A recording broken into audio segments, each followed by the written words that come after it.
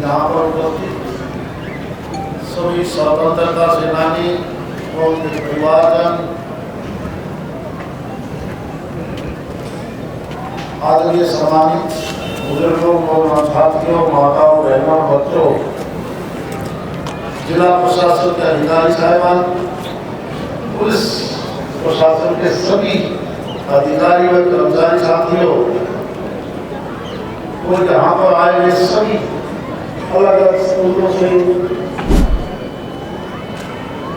जो भी बच्चे यहाँ पर हिस्सा ले रहे हैं, आज बहुत बड़ी खुशी का दिन है। और ये त्योहार इसलिए नहीं मना रहे कि एक दिन निश्चित कर दिया 26 जनवरी, बल्कि ये दिन बहुत बड़ी मुश्किल से मिला। बहुत लंबी गुलामी के बाद इस देश को आजादी मिली। पता नहीं किस तरह तरह के लोगों ने इसके ऊपर कब्जा करके राज किया। कोई संविधान नहीं था, जो उनकी मुंह से शब्द निकल जाता वही कानून। और फिर तो आखिरी दिनों में जब अंग्रेज भी आए, कई सालों तक उन्होंने भी इस देश को खूब लूटा। हजारों लाखों की तादाद में सैकड़ों सैकड़ों साल तक उस गुलामी के बाद जब ये भारतवर्ष, जिसका क्षेत्रफल, जिसकी भाषाएं, जिसकी संस्कार संस्कृति अलग अलग थी, हमारे उस संविधान विशेषज्ञों ने वो पूरा समय लेकर एक ऐसा लिखित संविधान हमें दिया। और संविधान देने के बाद कि हमने अपने फैसले खुद करने हैं, हमने दूसरे की बात नहीं मानी।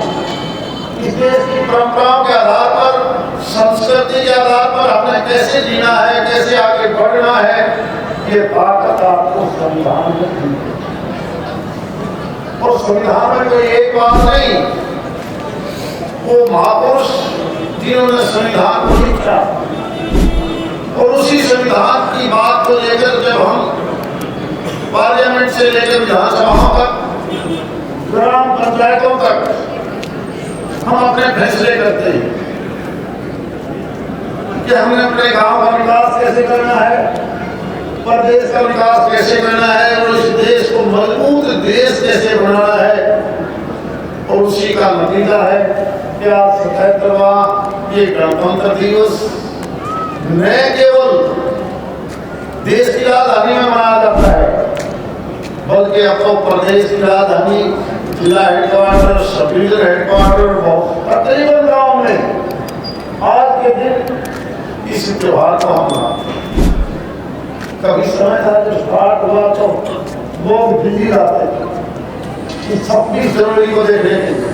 अब दिल्ली जाने की जरूरत नहीं, दिल्ली का प्रदर्शन देखना है तो भी आप घर बैठे टीवी पर देख सकते हो। और इस बात को हम समझ सकते हैं कि ये इतना बड़ा गणतंत्र का मतलब भी आप समझो, लोगों का तंत्र, लोग फैसला करें, लोग ही अपने देश को चलाएं।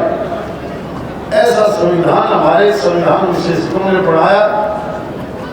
तो डॉक्टर राजेंद्र प्रसाद थे, डॉक्टर भीमराव अंबेडकर थे, कितने लोग थे जिन्होंने इतना लंबा समय दिया उस संविधान को लिखने। और आज हम उस संविधान को लेकर जब भी कोई बात आती है तो हम संविधान की कसम नहीं खाते। क्यों खाते हैं कि संविधान से हम अलग नहीं है। तो मानता हूं कि संविधान में अमेंडमेंट करने पड़ते हैं समय के अनुसार, लेकिन मूल संविधान को हम नहीं छेड़ते, हम नहीं करते। मूल संविधान वही रहेगा और जरूरी भी है। आज जब देश का बजट बनता है तो देश के वित्त मंत्री अलग अलग लोगों से राय लेते हैं कि बताइए आज के दिन हमें जो नया बजट पेश करना है तो हमने किस तरफ जाना है।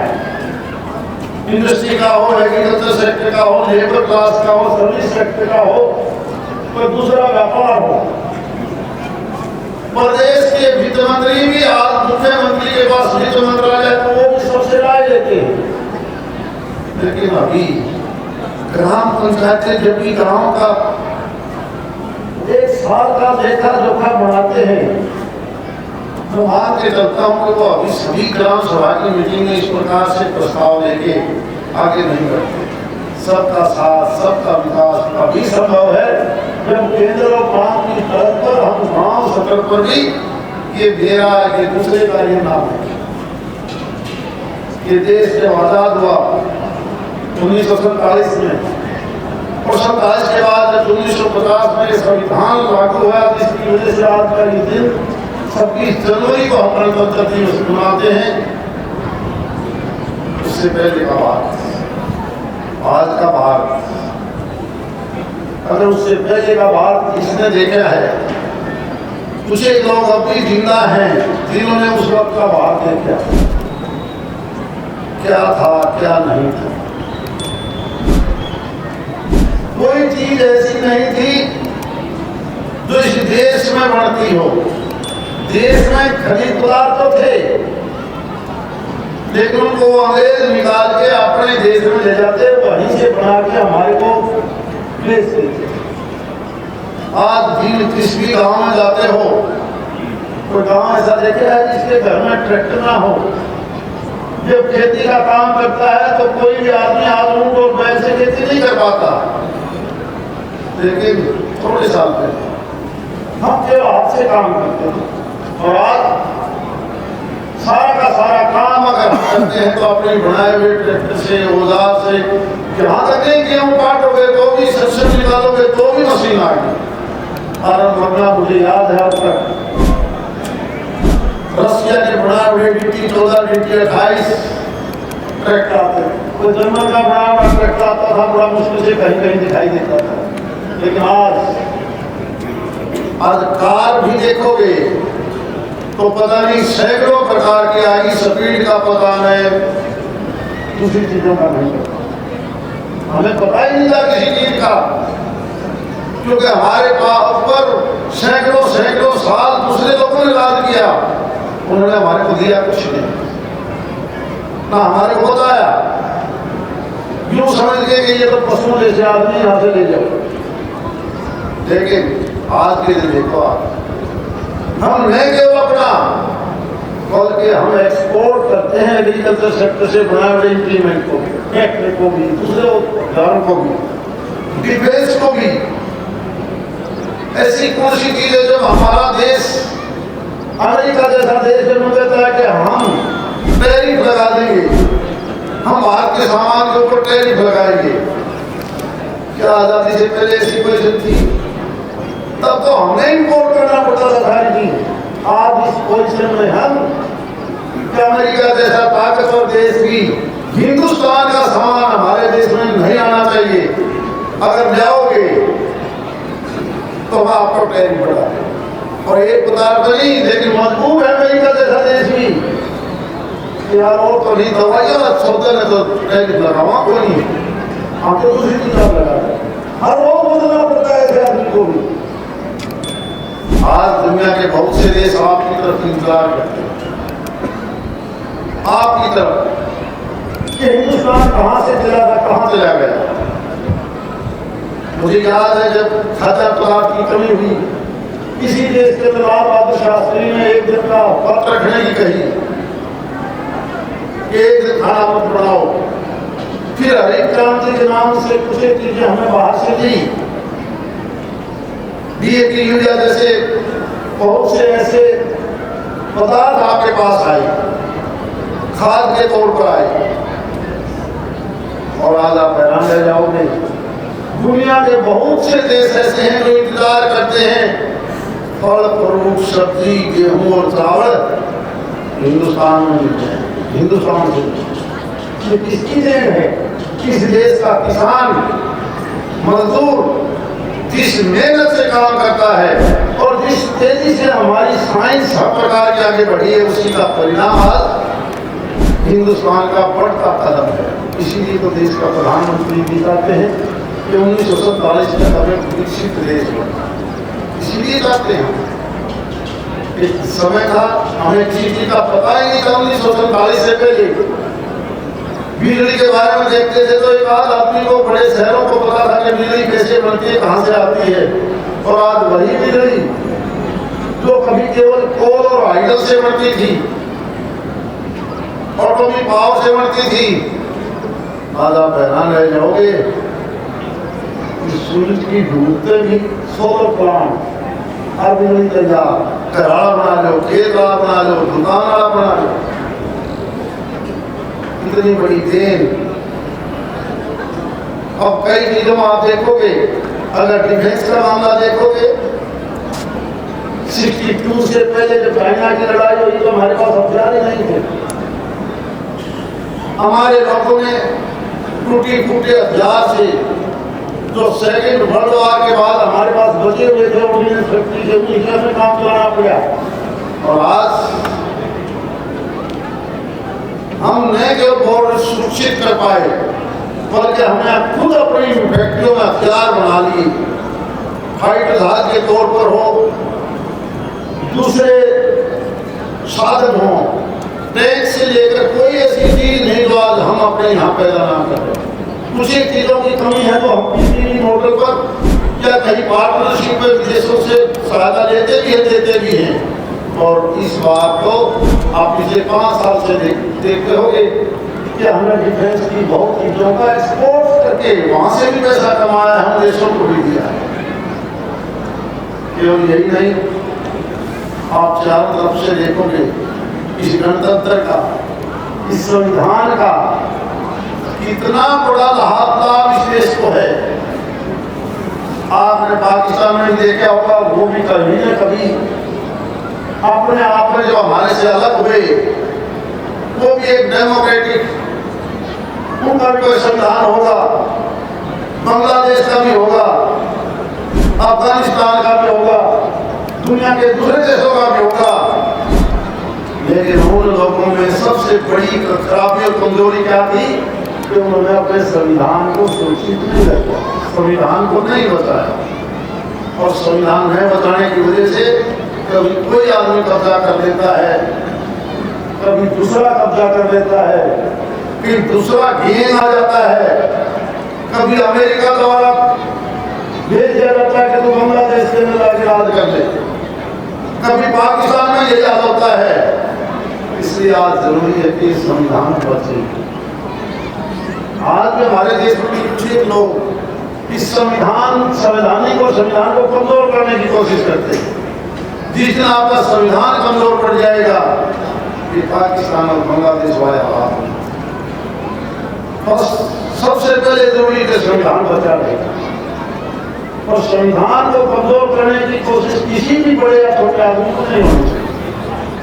हम कई बार हमारे कुछ एक साथी विदेशों में जाकर कह देते हैं कि हिंदुस्तान में संविधान के ऊपर खतरा है। अरे इसी देश के अंदर अगर हम सबसे मजबूत हुए संविधान की वजह से हैं।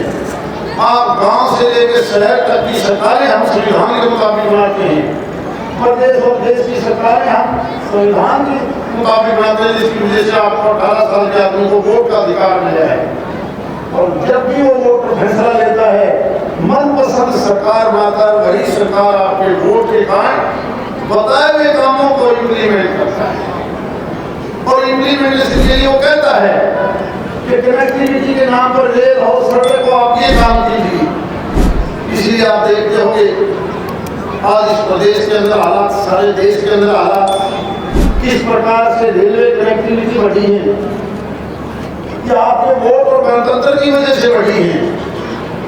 वरना अंग्रेजों के जाने के बाद बहुत सी एक ट्रेन की लाइन, पूरी छोटी लाइन, अब बड़ी लाइन, डबल लाइन, इलेक्ट्रिफिकेशन, ऐसी ट्रेन जो सपने में नहीं हो सकते थे, ऐसी ट्रेन जो देश के किसी भी हिस्से में जाओ, एक ट्रेन में बैठो, उसी ट्रेन में सिर्फ ट्रेन बदलने की जरूरत नहीं। रोड कनेक्टिविटी देखोगे, जिस तेजी से नेशनल हाईवे या NHAI ने रोडों को अवदार दिखाया है, मेरे से यहाँ कहने की आवश्यकता नहीं है। थोड़े साल पहले जब हम मुंबई जाते थे, सड़क के माध्यम से जाते थे, बहुत टाइम लगता था। अब तो आप अगर 1-1.5 साल के बाद किसी दादरी से चढ़ोगे तो कोटपुतली के बाद 200 होते ही दिल्ली बॉम्बे कॉरिडोर मिल जाएगा। यानी कुछ घंटों में दिल्ली से दादरी से आप सफर कर सकते हो मुंबई का। आप उत्तर से पश्चिम, दक्षिण से उत्तर, उत्तर से दक्षिण, पूर्व से पश्चिम, किसी कॉर्नर पर देखो आपको रोड कनेक्टिविटी, रेल कनेक्टिविटी, और रेल में भी इतना सुधार कर दिया कि सामान ले जाने वाले रेल अलग, उनका ट्रैक अलग होगा। बॉम्बे, दिल्ली, कलकत्ता, मद्रास जो कॉरिडोर रेल का है उसमें क्या है, पैसेंजर टैक्स, ट्रेन अलग है, उनका ट्रैक अलग है। उस ट्रैक पर रेल के ऊपर रेल, डब्बा के ऊपर डब्बा, ताकि बहुत कम समय में, कम भाड़े में मुंबई महात्मा गांधी पोर्ट से सामान आकर दिल्ली आए। और हमारे हरियाणा में तो बड़ा फायदा ये कि लॉजिस्टिक हब एक नाना चौधरी में बढ़िया है, जहाँ से उत्तरी प्रदेशों के जो सामान आएगा जाएगा, सब्जी, फ्रूट, दूध, देश विदेश से इम्पोर्ट हो, एक्सपोर्ट हो, सामान खराब ना हो, थोड़े समय में ही वो कैसे पहुंच सकता है। एग्रीकल्चर सेक्टर के किसान के लिए हर स्टेशन के ऊपर एक प्रावधान किया गया है कि आप अपना सामान फला दुकान पर रखोगे और वहां से आप उसी ट्रेनों के माध्यम से ले जा सकते हो। अभी इस चीज का हमें पूरी तरह से बताया नहीं गया, समझा नहीं पा रहे, जिसकी वजह से लोग कहीं गलती कर बैठे। आज जरूरत भी है कई चीजों, जहां विकास की तरफ से तेजी से बढ़े, वहां हम कहीं गलती भी कर बैठते हैं। खाद्य पदार्थ के बारे में, सब्जियों के बारे में, जितना आज सरकार फायदा आपको दे रही है, शायद कोई घर बचा हुआ हरियाणा में जो सरकार से सरकारी पैसा ना लेता हो, कोई तनख्वाह का लेता है, कोई डिस्ट्रिक्ट के अंदर काम करता है, और जो न्याय में काम नहीं करता वो पेंशन लेता है, किसान सम्मान निधि भी लेता है।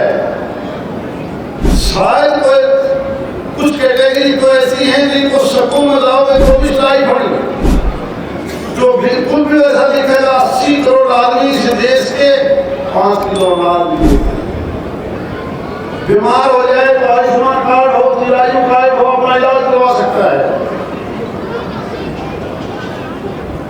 और पेंशनर के तौर पर दिव्यांग हो, विधवाओं हो, जितनी भी कैटेगरी है या 60 साल से ऊपर का कोई भी बुजुर्ग है, या तो पेंशन लेगा या उसकी अलग कमाई होगी। ये सब होने के बावजूद हम कहीं ना कहीं अगर आज की जरूरत है वो 2 चीजों की है। सबसे पहले ये बीमारियां इतनी आई क्यों कि हम अपने पैदा होने वाली जमीन के अंदर ज्यादा पैदा लेने की जल्दबाजी में हम डीएपी और यूरिया का बहुत ज्यादा उपयोग करते हैं। आज भी भारत सरकार 2 लाख करोड़ से ज्यादा का केवल डीएपी और यूरिया का इम्पोर्ट करती है।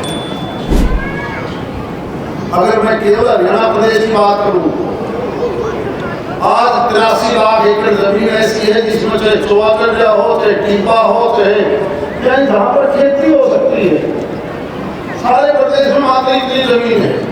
बाकी में तो मकान बन गए, सड़क बनेगी, और 83 लाख एकड़ में आप हैरान रह जाओगे। हम 9,000 करोड़ का डीएपी और यूरिया की सब्सिडी देते हैं, विदेशों में बेचते हैं, और उसके बदले में क्या मंगा रहे हैं? जहर। क्या वो जहर दे तो हमने अपनी खेत में डालना है। अगर उसी यूरिया और डीएपी को जब आप उस जमीन में डालोगे तो जमीन में आग लग जाती है, आग लगते ही पैदावार होती है। जमीन की ताकत का बना हुआ अनाज आप नहीं खा रहे, ना सब्जियां खा रहे, और उस पशु का चारा भी वही है जो जमीन में पैदा हुआ है जहरीला। अगर ईमानदारी से आपने आगे बढ़ना है तो पहल कीजिए इस दादरी जिले की कि हम जो 9,000 करोड़ रुपए हम नहीं लेना चाहते डीएपी यूरिया। 83 लाख एकड़ जमीन का मतलब है 10,000 रुपया प्रति एकड़ प्रति वर्ष। फिर मैं दोबारा कहना चाहता हूँ, 10,000 रुपया प्रति वर्ष प्रति एकड़, जिसका 5 किले हो 50,000 रुपए का डीएपी इंडिया लेके आता है सब्सिडी का। एक कट्टा जो डीएपी का है, वो डीएपी का कट्टा जितनी आपको कीमत मिलती है 45 किलो का, उस डीएपी के ऊपर 1800 रुपए सब्सिडी है भारत सरकार की। यूरिया के ऊपर 1300 रुपए की सब्सिडी है, तो हम विदेश को दे रहे हैं। अगर ये 10,000 रुपया प्रति एकड़ ईमानदारी से मानो, अगर प्राकृतिक खाद या बनाया हुआ गोबर का खाद आप डालो तो 1 किले में हर साल 10,000 का खाद रुपये थोड़ी ज्यादा हो जाएगा। और आपने मांग करी थी कि हमें तो 10,000 रुपये प्रति साल जमीन का हमें डायरेक्ट दे दो, हम ये यूरिया नहीं देंगे। आपकी जमीन की ताकत बढ़ेगी और उस 10,000 की में 5-7 साल में तो जमीन भी कह देगी बहुत खाद हो गया, एक आधी साल पावड़ कर आपकी बीमारी को प्राकृतिक चीज खाओगे, वही दूध पियोगे, अरे बीमारियों से पाना छूट जाएगा कि हर रोज अस्पताल में रहना पड़ेगा। हर रोज इतना ज्यादा तो पहले हमें पड़ा करता, आज हमें कोर्ट सारा होता है, इसलिए देना पड़े खाना है गलत चीज। अगर ईमानदारी से हम पहले वाला खाना होता तो आज ये रोगों को नहीं आता। इसलिए जरूरी है कि इस तरफ हम बढ़े। आज प्रदेश की सरकार का बजट कितना है, आज देश की सरकार का बजट कितना है, आज 53 लाख करोड़ से ज्यादा केंद्र का बजट है। ये हमारे अच्छे जो भी वित्त मंत्री है, माननीय देश के प्रधानमंत्री नरेंद्र मोदी जी हैं, उनकी सूझबूझ की वजह से जो 2014 में आपका बजट मात्र 13 लाख करोड़ था, आज 5 गुना 4 गुना से भी ज्यादा बढ़ा। करना कुछ नहीं पड़ा कि जब बिचौलिए खाते थे उसको बंद कर दिया, जीएसटी एक इनकम टैक्स का सिस्टम बदल दिया, जीएसटी का सिस्टम बदल दिया, एक टैक्स कर दिया सारे देश में, बिचौलिए खत्म, बिचौलिए खत्म। और उसी का नतीजा जो प्रदेश जितना चाहे उतना पैसा लो। अब प्रदेशों का बजट अपने आप में बहुत है। केंद्र 42% पैसा स्टेट को डायरेक्ट देती है चीज में, क्या आप अपने प्रदेश का विकास कीजिए। अब प्रदेश की सरकार हो या देश की सरकार हो, शहर हो या गांव हो, सबका विकास करने का फर्ज किसका है? ग्राम पंचायत का, प्रदेश की सरकार का, केंद्र की सरकार का। जहां केंद्र की सरकार बड़े बड़े मेडिकल कॉलेज, एम्स, IIT दूसरी चीजें बनाती हैं आपके लिए, प्रदेश की सरकार में पढ़ाई के लिए कॉलेज और स्कूल हर जगह खोलती हैं। और मैं हैरान हूँ कुछ दिन के बड़ी छोटी सी बात को सुन के, एक रोजगार गारंटी का नियम बनाया देश की सरकार ने, और नियम के आगे जोड़ दिया विकसित भारत। कि अकेला शहरों से बाहर विकसित नहीं होगा, गांव को विकसित कीजिए। ये जो रोजगार गारंटी है, इसके अंदर इस विकसित भारत को जोड़िए, जिसका नाम बीबी रखा गया। अब उस बात से कितना और क्या एतराज? यही तो कहा है कि जब हम 42% पैसा आपको देते हैं, बहुत सी प्रदेश की सरकारें केवल केंद्र से जो पैसा आया उस पैसे को तो खा जाते हैं, खर्च कर लेते हैं, अपना हिस्सा नहीं होता। और जब तक हर आदमी का हिस्सा उसमें नहीं होगा तो ये मांगेगा सरकारी पैसा वैसे खाएगा। इसलिए बहुत से प्रदेश ऐसे थे जिन्होंने केंद्र का उस नरेगा के नाम से जो पैसा आता था सेंट्रल सरकार से, वो हिस्सा सारा, और जब स्टेट ने पैसा देने के लिए मेटेरियल के नाम पर आया, आज भी दादी के बहुत से गाँव में आप सुनोगे कि मेटेरियल का पैसा तो दिया है। क्या है ये?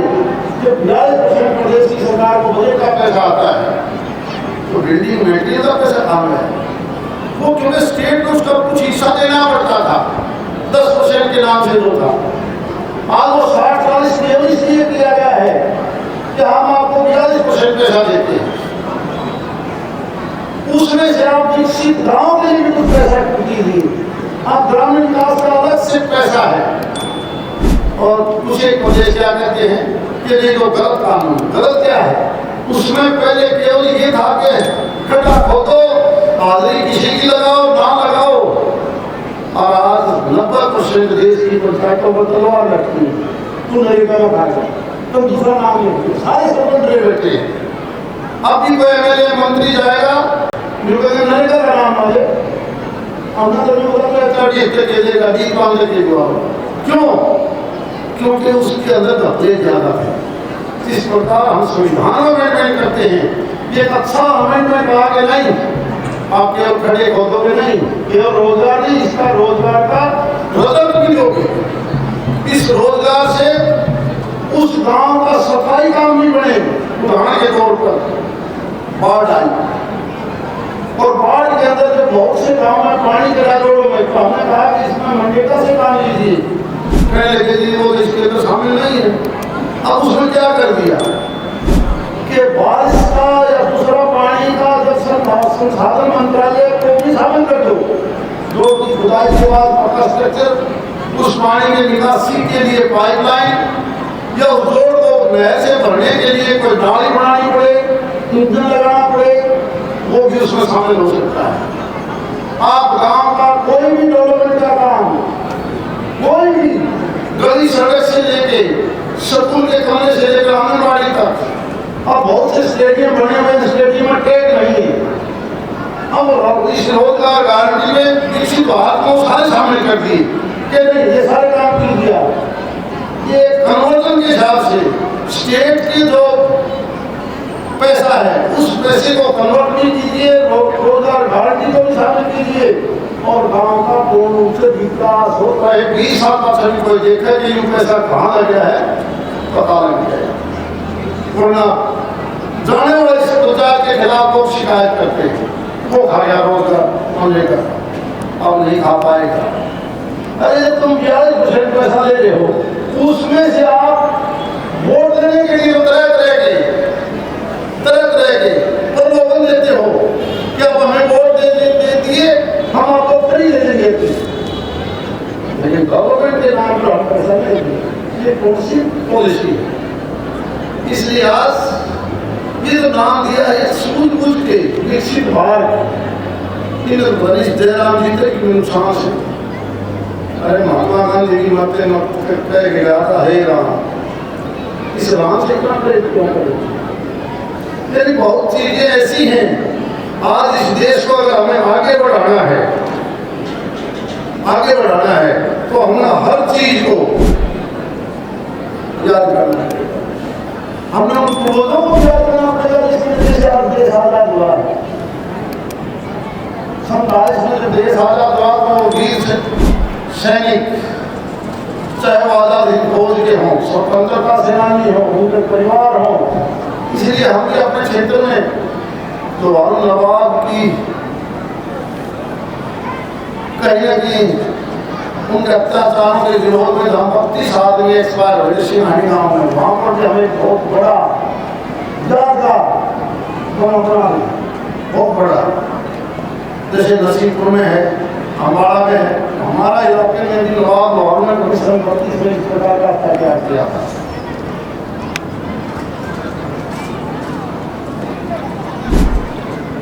आज का दिन देश के लिए जो इतना महत्वपूर्ण है, देखिए केवल हम इंसान के लिए नहीं, आज तो हम पशुओं के लिए भी, भेड़ बकरी के लिए भी, मछलियों के लिए भी, एग्रीकल्चर सेक्टर में जो भी किसान काम करता है, मैं तो बधाई देता हूँ प्रदेश के मुख्यमंत्री नायब सैनी को। इन्होंने असली गऊ, हरियाणी गऊ, देसी गाय जो भी खरीदेगा उसको भी 30,000 रुपये देंगे, 30,000 रुपये देंगे। और गऊ का दूध अमृत है, अमृत। ये जो दूसरे हैं ना बाहर वाले डांगर कुशवारे काले पीड़े, इनका दूध मतलब टीपी में लाते हैं। हमने इसकी तरफ बड़ा नहीं लेना चाहिए। असली जो गाय है, ये हमारे बुजुर्ग गाय का हाथ क्यों फेरते, हाथ फेरने में भी बहुत बीमारी ठीक होते हैं। गोमूत्र से भी, गोबर से भी, और दूध का तो कहना है। इसलिए डॉक्टर लोग क्या कहते हैं, भैंस का दूध छोड़ दो, ठीक होना तो गाय का ले लो, और कई तरह की बीमारियां बकरी का दूध पीजिए। आप उस तरफ हमें आप जब तक नहीं लाओगे तो मैं नहीं मानती जब तक इस देश को अगर विकसित देश बनाना है तो हर बच्चा हर आदमी स्वस्थ रहे, हर बच्चा और हर आदमी। जहाँ केंद्र और प्रदेश की सरकारें हेल्थ के नाम पर इतना ज़्यादा आपको फायदा दे रही है, हमें भी ऑर्गेनिक सिस्टम की तरफ बढ़ना चाहिए। और आपको प्रदेश की सरकार ने जिस प्रकार से निर्णय लिया है, खासकर रोजगार के नाम पर, पढ़ोगे तो लाखोगे भाई, इन लोग धीरे धीरे बोलिए, तबादला हो, नौकरी प्राप्त करनी हो, मेरिट पर आ गया वो क्या। शुरू में तो हमारे बड़ी दिक्कत आई थी कि हमारा पढ़ना छुट्टिया कोई आंदा है कोई जुटा मन लगा पता नहीं क्यों। अब ये सिस्टम बढ़ गया, चाहे कोई आदमी हो पढ़ेगा तो लागेगा, पढ़ेगा तो लागेगा, वो सिस्टम चला गया।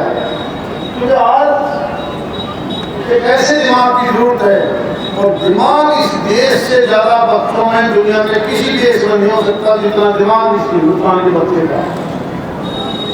यानी बढ़िया बनाया कंप्यूटर है हमारा, तो हमारे बच्चों का तो उनको बस काम भेजो, तू ये काम करते।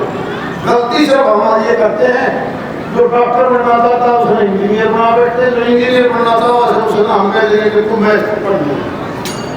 इसीलिए जो नई शिक्षा पद्धति आई हो यही तो कह रही है कि बच्चों का पहले देखो क्या चाहता है, कोई काम देखो। अगर खिलाड़ी बनना चाहता तो खिलाड़ी बनाओ, खिलाड़ी तो इस देश में सबसे ज्यादा अगर खिलाड़ी है तो हिंदुस्तान में हमारे यहाँ का है, हरियाणा प्रदेश का है। कुछ एक गेम तो ऐसे है हरियाणा प्रदेश में, कबड्डी कुश्ती अगर कहीं ज्यादा है तो इस दादरी में है। देखते हो क्या, केवल खिलाड़ी के तौर पर नहीं, इस देश की रक्षा सुरक्षा के अंदर अगर कहीं सबसे ज्यादा आपको जवान मिलेंगे तो हमारे हरियाणा के लोग। और हरियाणा में भी मैं तो मानता हूँ नंबर 1 पर यही है कि दादरी महेंद्रगढ़, कुछ इलाका झज्जर का, कुछ इलाका रेवाड़ी का, यहाँ के तकरीबन बहुत से घरों में शुरू से लेकर आज तक हर घर में या तो फौजी मिलेगा या पैरामिलिट्री घोषित का आदमी मिलेगा। वो केवल खुद का काम नहीं करता, देश की सेवा करते हुए आपको भी सुरक्षित रख रहा है। आज सबसे ज्यादा जरूरत हमें क्या पड़ती है कि बॉर्डर के चारों तरफ से कोई दुनिया का दूसरा देश, क्योंकि चारों तरफ हालात अच्छे नहीं है, हमारी फौज मजबूत कैसे हो। अब दलाल तो सरकार बनाएगी, आदमी को नहीं बना सकती, और आदमी को बनाता है तो हरियाणा प्रदेश बनाता है। हरियाणा प्रदेश के घर में जो फौजी पैदा होता है वही सबसे मजबूत है आज के दिन में, वही पैरामिलिट्री फौजी में है, वही और वही प्रदेश की पुलिस के अंदर है। आज भी बहुत सी प्रदेशों के अंदर कोई झगड़े हो जाए, आजादी की जरूरत पड़ जाए, दूसरी जरूरत पड़ जाए, मान लो हरियाणा से, क्योंकि आपकी पुलिस को भी विश्वास है। आज हमें केवल 2 चीजों पर काम करने की जरूरत है, ऑर्गेनिक खाने पर, दूसरी तीसरी चीजों के ऊपर, सोशल सिस्टम। ये जो सामाजिक ताना बाना हमारा खत्म हुआ है, ये सामाजिक ताना बाना दोबारा से मजबूत कैसे हो। आज दुनिया मानती थी कि हिंदुस्तान की परिवार की पहचान एक यूनिटी है, लेकिन बड़े खेत के साथ कहा जाता है कि आज की घरों में आपस में जितने हमारे टकराव हुए हैं इससे ज्यादा पहले कभी नहीं। इसलिए आओ हम ये भी पढ़ लें, हम कोशिश करें कि गाँव का भाईचारा बना रहे, परिवार का और पड़ोसी का भाईचारा बना रहे। हम कोशिश करें थाने तहसील में ना भागे, अपने आप फैसला करें ताकि हम आगे बढ़ सके, वरना आपका सारा पैसा सारा समय इसमें बर्बाद हो जाता है। इसलिए आज इस गणतंत्र दिवस के ऐसे त्योहार पर जो सारे देश के हर शहर और गांव में मनाया जाता है, और ये संविधान हमारा बचा रहे, ये गणतंत्र